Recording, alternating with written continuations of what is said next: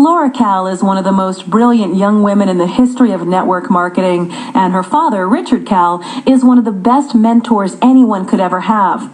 When she first got out of college, Laura developed a strategy she called the fate approach, a tactic that comes fairly easily to an extrovert like Laura.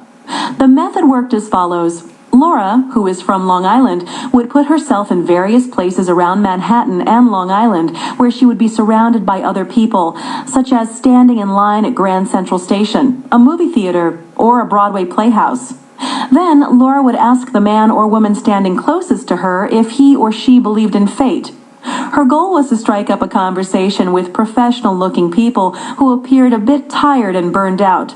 Since that's the way most people are in today's business world, they were easy to find. In response to Laura's question, people would generally say something like, "Well, what do you mean?" To which she would answer, "Do you believe that things happen for a reason? For example, here we are in a city of 10 million people.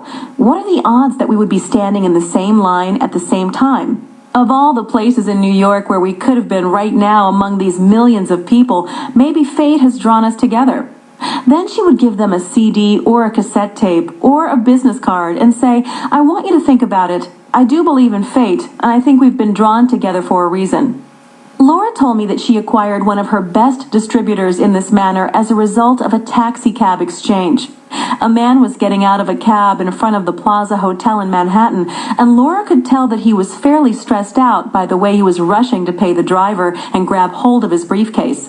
While he was still fumbling for cash to pay the driver, and Laura was waiting to get into the cab, she asked him if he believed in fate. The man said, "What are you talking about?" She answered, "Well, of all the cabs in New York City, how could we both have chosen this one? Here I am, a person who teaches men like you how to decompress, leave the rat race, and make a fortune from their homes, and here you are, obviously a mature and probably successful business person. What are the odds that, given all the cabs and taxi stands in New York City, I would just happen to be getting into the cab you're leaving? I believe in fate. Maybe we've been drawn together for a reason. I tell you what, let me give you this CD and you call me if it makes sense to you." Then she got into the cab and left. When she got home, the man from the taxi, who by now had checked into the hotel, had gotten kind of interested in the whole idea of fate and decided to give her a call. They became friends. Eventually, he signed up, became a successful distributor on her front line, and the rest is history. The fate approach is remarkably effective for those with the courage and the personality to be that forthright. It worked for Laura Cal. Why not try it yourself? Ask a few people you meet if they believe in fate. Chances are that by the time they get home, they'll probably have started thinking about that question, and it'll nag at them until they give you a call to find out exactly why you asked it of them. The pallbearer. I've saved the $1 million rejection-free recruiting strategy for the very last. Pay attention, because this one is going to save you from having to compete with masses of people in this industry. I call it the pallbearer strategy for this reason. It requires you to contact every person who becomes your prospect every 6 months until that person either signs up in your organization or you become a pallbearer at his or her funeral. You must track your contacts assiduously to reap the rewards of this strategy. You can do so either by purchasing appropriate tracking software or by taking this much less complex approach. 1. Get a recipe box that holds 4x6 index cards and insert dividers for January through December. Now you have 12 sectional dividers in your card file. 2. Insert 30 blank cards, numbered 1 through 30, behind every divider. 3. Whenever you talk to people about your business, assuming that they're pleasant, fill out a card on each of them. Include their contact information along with anything that will help jog your memory about them. 4.